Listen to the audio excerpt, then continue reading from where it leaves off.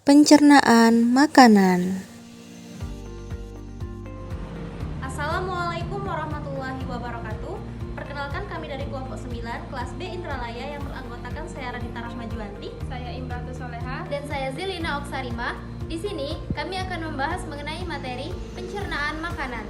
Selamat menyaksikan.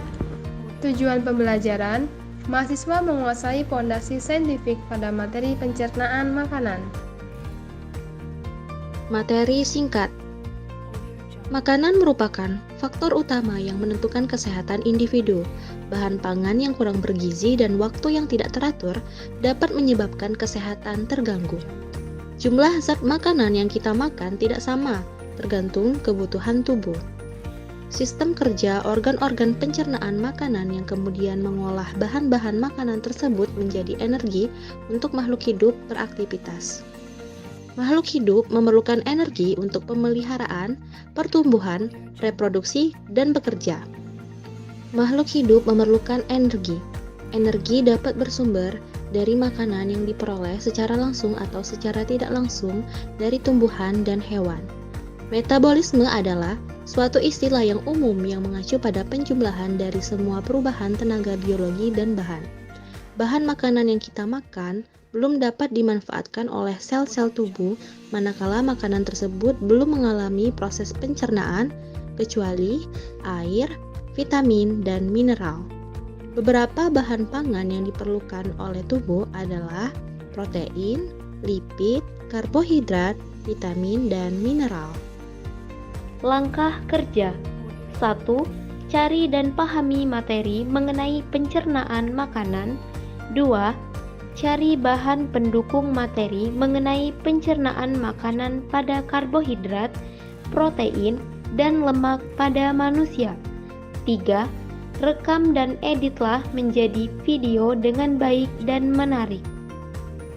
Alat dan bahan. Alat terdiri dari piring dan sendok, sedangkan bahan terdiri dari nasi, telur, dan susu. Pembahasan.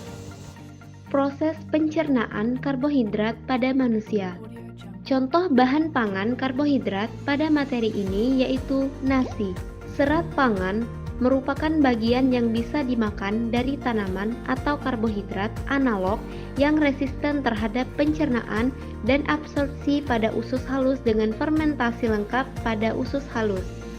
Serat pangan mampu memperlambat absorpsi D-glukosa dan mengurangi sekresi insulin.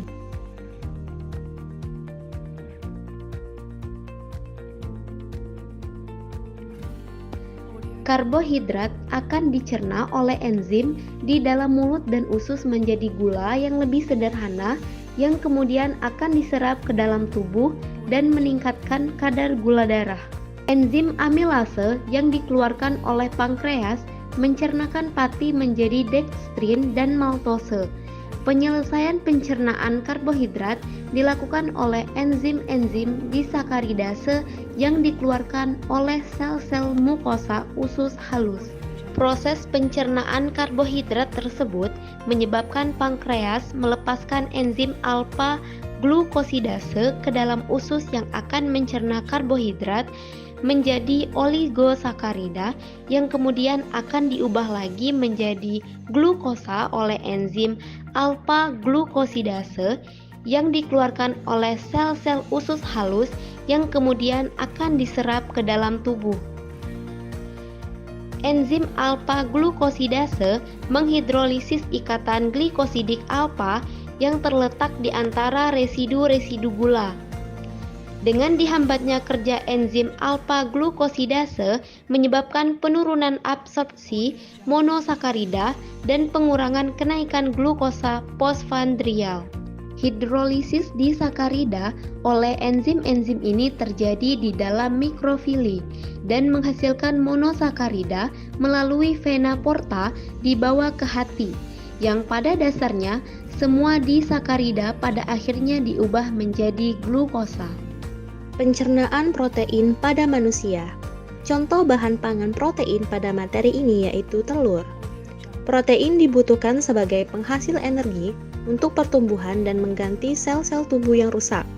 pembuat enzim dan hormon, dan pembentuk antibodi. Protein yang kita makan dapat berasal dari hewan, yaitu protein hewani, dan dari tumbuhan, yaitu protein nabati. Bahan makanan yang mengandung protein hewani antara lain daging, ikan, telur, susu, dan keju. Bahan makanan yang mengandung protein nabati adalah kedelai, kacang hijau, dan kacang-kacangan lainnya. Protein tersusun dari molekul-molekul yang disebut asam amino. Setiap asam amino didegradasi menjadi piruvat atau zat siklus asam sitrat dan dapat menjadi prekursor sintesis glukosa di hepar yang disebut glikogenik atau gluconeogenik. Jika jumlah protein terus meningkat, maka protein dipecah menjadi asam amino untuk dijadikan energi atau disimpan dalam bentuk lemak. Hasil pencernaannya yang berupa asam amino digunakan untuk penyusun jaringan baru, mengganti jaringan yang rusak, membentuk hormon dan enzim, diubah menjadi lemak atau dioksidasi menjadi energi. Pemecahan protein jadi asam amino terjadi di hati dengan proses deaminasi atau transaminasi. Transaminasi yaitu mengubah alanin dan alfa-ketoglutarat menjadi piruvat dan glutamat. Diaminasi yaitu mengubah asam amino dan NAD+ menjadi asam keto dan NH3. Jika asupan nutrisi kekurangan karbohidrat dan lemak, maka mengakibatkan kurangnya asam piruvat dan oksaloasetat. Sehingga protein akan dipecah dan membantu proses gluconeogenesis untuk menghasilkan ATP tanpa menyimpan cadangan protein di hati dan otot. Enzim pepsin berfungsi memecah protein menjadi polipeptida. Pencernaan protein berlanjut di usus halus, terutama di duodenum dengan melibatkan enzim enterokinase dan enzim-enzim yang disekresi oleh pankreas meliputi tripsin, kimotripsin, dan karboksipeptidase. Beberapa enzim tersebut akan mengalami aktivasi dan berfungsi memecah polipeptida menjadi peptida. Beberapa enzim khusus seperti aminopeptidase dan dipeptidase mempunyai peran penting dalam pemecahan dipeptida atau peptida menjadi asam amino. Asam-asam amino tersebut kemudian akan diabsorpsi ke dalam kapiler darah usus halus, masuk ke dalam sistem sirkulasi sistemik menuju sel target dan mengalami proses metabolisme. Proses pencernaan lemak pada manusia. Contoh bahan pangan berupa lemak pada materi ini yaitu susu. Lemak atau lipid diperlukan tubuh karena menyediakan energi sebesar 9,3 kalori per gram yang melarutkan vitamin A, D, E, K, dan menyediakan asam lemak esensial bagi tubuh manusia. Selama proses pencernaan, lemak dipecah menjadi molekul yang lebih kecil yaitu asam lemak dan gliserol. Berdasarkan strukturnya, dikenal lemak jenuh dan lemak tak jenuh. Lemak jenuh biasanya padat pada suhu kamar, ditemukan dalam daging, susu, keju, minyak kelapa, dan minyak kelapa sawit. Sedangkan lemak jenuh, yaitu minyak nabati serta lemak yang ditemukan pada biji, adalah lemak tak jenuh. Hasil emulsifikasi dan hidrolisis lemak yang melibatkan lipase pankreas menghasilkan monogliserida, asam lemak, dan gliserol. Sebagian kecil berupa digliserida dan trigliserida. Asam lemak dan gliserol diabsorpsi ke dalam membran mukosa usus halus dengan cara difusi pasif dan ditransfer ke dalam sirkulasi darah melalui vena porta hepatica. Gliserol dan asam lemak disintetis kembali menjadi trigliserida oleh retikulum endoplasma sel mukosa pada usus halus. Trigliserida dengan kolesterol dan fosfolipid selanjutnya akan berikatan dengan protein di dalam retikulum endoplasma membentuk lipoprotein yang disebut kilomikron. Selanjutnya, kilomikron akan menuju aparatus Golgi untuk mendapatkan tambahan berupa senyawa karbohidrat seperti manosa, galaktosa, glukosamin, dan asam sialat. Kilomikron yang lebih kompleks akan dikeluarkan ke ruang antar sel pada jaringan epitel mukosa usus halus. Selanjutnya, kilomikron akan ditransport ke dalam sistem limfe, masuk ke sistem sirkulasi darah, dan menuju sel target. Di dalam sel, lemak akan dioksidasi oleh beta oksidase menghasilkan asam lemak dan gliserol.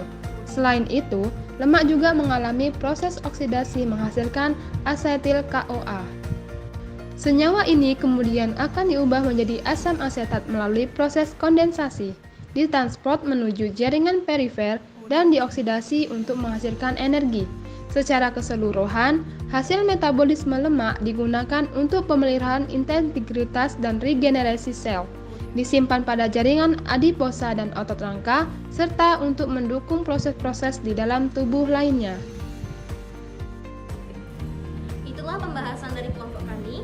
Kurang dan lebihnya kami mohon maaf. Kepada Allah kami mohon ampun. Kami akhiri. Wassalamualaikum warahmatullahi wabarakatuh.